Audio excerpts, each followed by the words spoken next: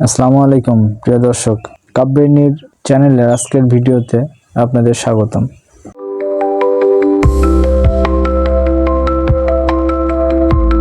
আমি কাউসার মোহাম্মদ আপনাদের সামনে নতুন একটি কবিতা নিয়ে হাজির হয়েছি। আশা করছি ভালো লাগবে, সঙ্গেই থাকুন। কবিতার নাম শিশির মিতালি।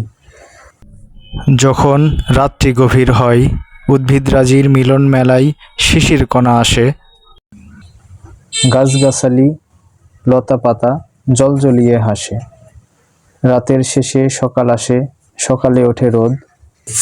রৌদ্র দেখে শিশির কণা পালিয়ে যায় রোজ। শিশির কণায় রোদের ঝিলিক ঘাসের মুখে জ্বলে, যেন মিষ্টি কুসুম রোদকে তারা আপন গায়ে মাখে।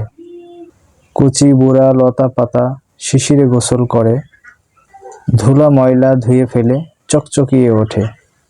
শিশিরে ভেজা তরুলতা আর সবুজ ঘাসের বুকে উড়ে বেড়ায় প্রজাপতি ঘাস ফড়িংয়ের সাথে।